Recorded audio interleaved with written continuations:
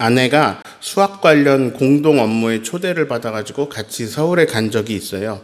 비행기를 타고 김포공항에 도착을 했습니다. 캐리어 끌고 지하철을 타야 할 건데 아내가 안내 문자를 받았어요. 공항 게이트 앞에 차가 기다리고 있다는 거예요. 우린 예약한 적이 없는데요. 카카오 택시 중에 스타리아 9인승을 이거를 개조해가지고 소수 인원만 아주 넓게 타는 대형 택시가 있어요. 벤티라고 있는데 그 차가 우리를 기다리고 있는 거예요. 아내와 협업을 하기로 한 사장님이 우리가 도착할 시간에 맞춰서 요금까지 다 결제해놓고 대형 택시를 준비해 놓으신 거였어요. 좌석이 넓고 막 뒤로 많이 높여지고 되게 편하더라고요. 정말 편하게 목적지까지 도착했습니다. 뭔가 좋더라고요. 뭐가 좋았냐면 넓은 차 타고 편하게 움직인 것도 좋았지만 무언가 우리가 존중받고 있다는 느낌이 들었습니다. 그 사장님의 배려가 아내와 저에게 굉장히 인상적이었습니다. 오늘 읽은 복음서의 말씀은 세 명의 여인들이 무덤으로 향하던 아침 이야기로 시작됩니다. 안식일이 끝나자마자 아직 해가 뜨기도 전에 그 이른 새벽에 그 여인들은 향품을 들고 무덤으로 향합니다. 걸음마다 무거웠을 겁니다. 이 향품을 예수님 몸에 바를 수 있을까? 이거 돌이 문제인데 돌을 누가 굴려줄 수 있을까? 우리가 간다고 뭘 할 수 있을까? 그래도 가봐야지.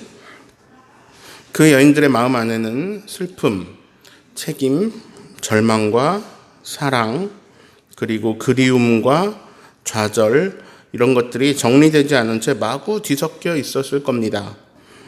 무덤으로 가는 그 길은 누구도 축복하지 않았고 누구도 기대하지 않았고 오히려 힘도 없는 우리가 뭐하러 가냐라는 한숨이 더 자연스러웠을지도 모릅니다. 제자들은 지금 다 이미 도망가 있습니다. 제자들은 좌절했습니다. 아무 희망도 없습니다. 그래서 아무 말도 아무 계획도 없습니다. 그냥 그저 목숨 하나 건지는 게 중요합니다. 예수와 한패라는 것이 밝혀지면 스승님처럼 잡혀가서 죽을지도 모릅니다. 예수님을 따라다녔던 그 엄청난 기억들이, 그 가슴 뛰던 순간들이, 그렇게 영광스러웠던 그 시간들이 여기서 지금 오히려 원망으로 바뀌었을 겁니다. 내가 하필 왜 저 스승님을 만나가지고 나는 왜 그동안 희망을 품고 살았을까? 로마가 힘이 센 걸 내가 몰랐던가? 아니 스승님이라면 정말로 로마를 몰아낼 거라고 내가 착각한 건가? 저 로마의 군사와 병거를 보고도 스승님의 능력이면 해볼 만하다고 내가 생각한 건가? 좌절했을 겁니다. 그런데 너무나 무기력하게 반항 한번 못 해보고 다 도망갔고 스승님만 죽었습니다. 정말 훌륭하신 분이었는데 스승님처럼 사는 게 맞는 건데 알겠는데 근데 저렇게 살면 죽는 거구나. 그냥 로마가 시키는 대로 찌그러져 사는 게 맞는 거였어. 그냥 바리새인들이 맞았어. 옳았어. 그들이. 로마 관리들 비위나 맞춰주고 사는 게 맞는 거였어. 우리 처지에. 나는 절대 스승님을 죽게 내버려두지 않겠다고 약속했는데 근데 어떻게 내가 대제사장의 무리를 어떻게 이겨? 내가 로마 군대를 어떻게 이겨? 이런 수없이 많은 부끄러움과 죄책감 이런 것들로 제자들은 괴로운 날을 보내고 있습니다. 그 누구도 몰랐습니다. 그 아침에 그 절망의 발걸음들 위에 이미 다른 움직임이 시작되고 있었다는 것을. 제자들은 숨어 있었습니다. 발각되면 죽을 것 같아서 숨소리도 못 내고 숨어 있습니다. 여인들은 달랐습니다. 여인들은 예수님이 어느 무덤에 안장되는지 끝까지 주목했습니다. 그리고 향품을 구매했습니다. 여인들은 장례도 제대로 치러지지 않은 예수님에게 가시는 걸음 최대한 성의를 갖추어 장례를 치르며 보내드리기로 하였습니다. 다행히 아리마대 요셉이 로마 백부장에게 시신을 받아가서 자기가 다른 목적으로 준비해 두었던 돌무덤에 예수님을 모셨습니다. 근데 이제 돌만 굴릴 수 있으면 예수님 시신에 향품을 발라 드릴 수 있을 것 같아요. 근데요, 돌을 어떻게 굴려요? 그걸 걱정합니다. 자, 여인들이 도착을 했는데요, 돌이 벌써 굴려져 있었습니다. 무덤은 여인들이 들어갈 수 있도록 열려 있었습니다. 그래서 무덤에 들어갔는데요, 예수님이 안 계시고 하얀 옷을 입은 청년이 있습니다. 너무 깜짝 놀라고 있는데 그 청년이 이상한 말을 합니다. 그분은 여기 계시지 않다. 그가 살아나셨다. 저는 이 복음서 말씀을 읽다가, 자, 이것도 옛날 2000년 전 말씀이지만 이 시점으로부터도 아주 오래된 옛날 이야기가 생각났습니다.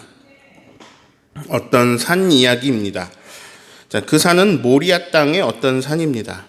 그 산에 사람 2명이 올라가고 있습니다. 아버지와 아들입니다.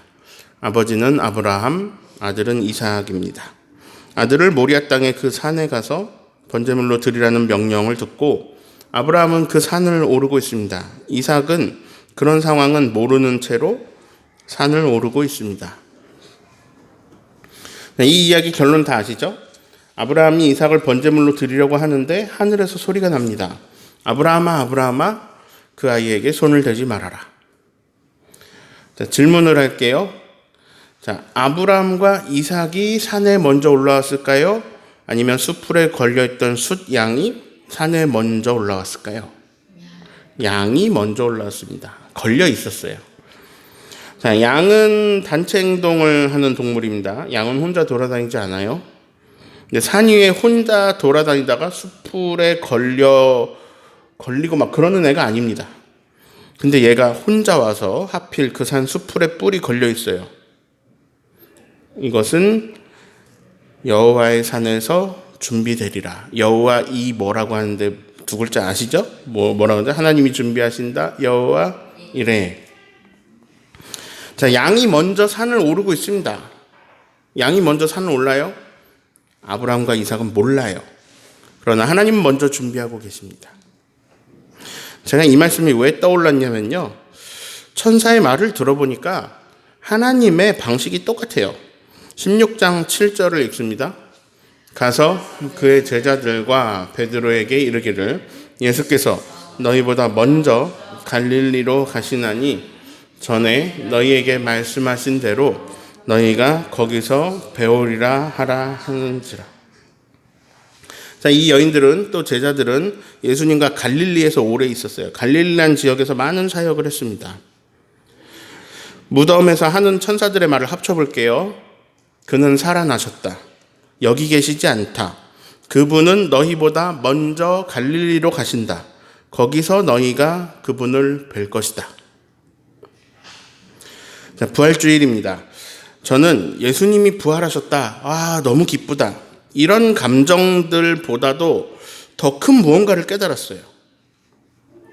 하나님은, 예수님은, 성령님은 부활이라는 어마어마한 사건을 통해서도 우리를 대하는 상황 속에 사랑이 들어있어요. 자, 제 표현으로 천사의 말을 읽어볼게요. 여인들아, 너희는 여기 있지. 제자들아, 너희는 숨어 있지. 그런데 예수님은 너희들보다 먼저 너희의 아지트 갈릴리에서 너희를 기다리고 계셔. 그분은 살아나셔서 여기 계시지 않아.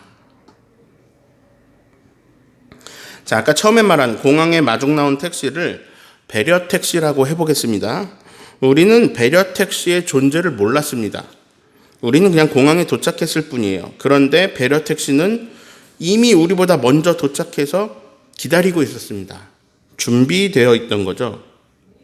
아브라함이 산을 오를 때 양의 존재를 몰랐습니다. 그런데 양은 먼저 도착해서 기다리고 있었습니다. 여인들이 무덤을 찾을 때, 제자들이 숨어 있을 때 그들은 몰랐습니다. 예수님이 갈릴리로 가고 계시다는 것을 몰랐습니다. 예수님은 갈릴리에 먼저 도착해서 기다리고 계십니다. 사랑하는 사람들을 맞을 준비를 하십니다. 천지창조를 살펴보면 하나님이 인간을 맨 마지막에 지으십니다. 자, 인간은 아직 생기지도 않았기 때문에 온 세상이 있는지 모릅니다. 네, 하나님은 먼저 준비를 다 해놓고 마지막에 인간을 그 창조 세계 속에 두십니다. 오늘 2명의 아이가 유아 세례를 받습니다. 이 아이들이 태어나기 전부터 주변에서 가만히 안 놔둡니다. 가족들이 애기 옷이랑 애기 신발 다 사주면서 준비해주면서 너무 좋아해요. 애기는 아직 몇 달 있어야 만날 수 있는데 먼저 준비합니다. 사랑의 자세가 그렇습니다. 전 좋더라고요. 택시가 와 있으니까 좋더라고요. 패키지 여행을 갔는데 가이드가 기다리고 계시니까 좋더라고요. 그러니까 나를 위해 무언가 준비되고 있다는 건 감동스러운 일입니다. 때때로 우리들의 인생에는 절망이 찾아옵니다. 너무 늦은 것처럼 느껴질 때가 있습니다. 다 무너진 것 같고 희망은 전혀 없을 때가 있습니다. 정말 체념만 남아 있을 때가 있습니다. 그때 우리는 제자들처럼 도망을 가버리거나 숨거나 아니면 무덤 앞에 여인들처럼 고개를 숙입니다. 뭐 좋아질 게 없잖아요. 다 망했는데요, 뭐. 그런데 우리가 몰랐던 일이 있습니다. 눈에 보이지 않지만 무언가 날 위해 준비되어 있는 거예요. 여러분은 그렇게 수없이 많은 장애물을 넘어오셨습니다. 그리고 하나같이 동일하게 이렇게 고백해요. 하나님이 도우셨다. 관계가 끊어지고 건강이 무너지고 재정이 바닥나고 마음이 부서지고 등등등 엄청난 풍파가 많았는데 근데 나는 또 일어서 있습니다. 어느새. 그리고 내가 모르게 준비되고 있었던 일들 속에서 우리는 하나님의 배려와 하나님의 사랑을 느낍니다. 감사를 느낍니다. 요나가 바다에 빠졌는데 죽지 않았어요. 하나님이 큰 물고기를 예비해 두셨거든요. 엘리사가 아람 군대에 둘러싸였는데 죽지 않았어요. 하나님은 그보다 더 많은 불말과 불병거를 준비해 두셨거든요. 무슨 말이냐면요. 저와 여러분의 눈에 안 보이는 아직 모르는 하늘 은혜, 하늘 배려가 준비되고 있다는 거예요. 기억을 잘 못해서 그렇지 우리가. 그걸 우리 인생에서 우리는 너무 많이 경험한 거예요. 우리는요. 은혜 입은 건 기억을 잘 못해요. 누가 상처 준 것만 기억하죠. 굉장히 신기한 일이에요. 상처 받은 사람은 수두룩해요. 상처 줬다는 사람은 없어요. 아니 아무도 상처를 안 줬는데 상처 받은 사람만 엄청 많아요. 놀라운 미스테리예요. 우리는 은혜를 까먹어요. 은혜가 예비되고 내가 그 예비된 하늘 은혜와 배려 속에서 살아오면서 감동했던 것을 우리가 신기하게 잘 까먹습니다. 그런데 까먹어도요. 이게 조금은 뭔가 남아요. 기억에 남아요. 그래서 나에게 영향을 미치거든요. 그것을 우리가 믿음이라고 부릅니다. 여러분이 신앙적인 어떤 노력을 해서 믿음이 생긴 게 아니에요. 경험한 거예요. 저절로 생기는 거예요. 뭐야? 은혜잖아. 특히 고난 속에서 체험하셨을 거예요. 은혜를 경험하지 않았다면 여기 앉아있을 사람 없습니다. 뭐하러 소중한 시간에 여기 있습니까? 근데 삶으로 알아요. 하나님 아니고선 여기까지 못 왔어요. 근데 뭔지 기억은 못해요 또. 그런데 하나님은 여러분이 기억하시든 말든 여러분보다 먼저 은혜를 준비하십니다. 그 은혜로 우리가 여기까지 왔어요. 삶이 힘들 때 그래서 이게 여러 번 반복됐으니까 이제 우리가 기억할 것이 있어요. 오늘 천사의 말이에요. 너는 모르는 너보다 먼저 하나님이 준비해 놓으신 게 있어. 그걸 만나게 될 거야. 힘내자. 자, 이 이야기는 우리 인생에서 끝나지 않습니다. 삶에서 끝나지 않아요. 사실 말씀에서 가장 묵직한 울림은 죽음 너머의 메시지입니다. 예수님은 죽으셨습니다. 그것은 분명한 현실이었습니다. 하지만 그분은 죽음 속에 머물러 계시지 않았습니다. 죽음을 지나 새로운 부활의 몸을 입고 갈릴리로 가셨습니다. 우리가 언젠가 이 땅에서의 생을 다하고 죽음이라는 공항에 내리는 날이 오겠죠. 그날 우리는 두려움이 가득할 수도 있습니다. 근데 그날 우리보다 먼저 도착해 계신 분이 계십니다. 종철아, 여기야. 택시는 아닐지 모르겠는데요. 우리를 기다리는 가이드는 있을 거예요. 그분이 천사일지 아니면 먼저 하늘에 가신 우리 엄마일지 모르지만 하나님은 항상 먼저 준비하시는 분이셔서 내가 도착하는 것보다 빨리 내 죽음의 공항에 누굴 보내놓으셨을 겁니다. 자, 예수님은요, 우리가 죽으면 하늘의 천사같이 된다고 하셨거든요. 근데 오늘 말씀 속에서 저는 상당한 힌트를 얻은 게 있어요. 정말로 하나님이 보내신 천사가 땅 세계에 나타난 거거든요. 그래서 예수님 무덤에서 여인들에게 말하고 있거든요. 근데 이 사람을 성경은 청년이라고 하고 있습니다. 어쩌면 정말 우리 엄마가 하늘 마중을 나올지도 몰라요. 근데 나보다 어린 청년이에요. 어쩌면 황영규 장로님이 저를 맞이하러 나오실지도 몰라요. 근데 나보다 어린 청년이에요. 어쩌면 예수님이 직접 오실지도 몰라요. 근데요, 예수님은 우리보다 어린 청년입니다. 많아야 33살? 예수님 그때부터 나이 안 드셔요. 자, 생명이 끝나는 그 순간 우리의 죽음은 부활로 연결되고요. 그 죽음의 공항에는 주님이 와 계십니다. 새로움 속에 두려워하고 있는 우리에게 이쪽이에요, 잘 왔어요 하고 손들어 주실 주님이 그려지는 그런 말씀이에요. 너희보다 먼저 갈릴리로 가신다. 죽음과 내 죄의 요금을 이미 다 지불해 놓으셨어요. 그래서 걱정을 하나도 안 해도 됩니다. 마음껏 그 택시를 타도 돼요. 하나님의 사랑을 살펴보니 그래요. 먼저 늘 준비하시고, 먼저 사랑하시고, 먼저 기다리시고, 끝까지 사랑하십니다. 삶이 어려운 거 맞아요. 고난과 장애물이 가득한 거 맞아요. 괴로운 일, 눈물 흘릴 일 많은 거 맞아요. 그리고요, 우리가 사랑받고 있는 거 맞아요. 우리는 영원 전부터 사랑받고 있고, 지금도 사랑받고 있고, 영원히 사랑받는 거 맞아요. 네. 하나님은 우주보다 크시고요. 하나님은 사랑이십니다.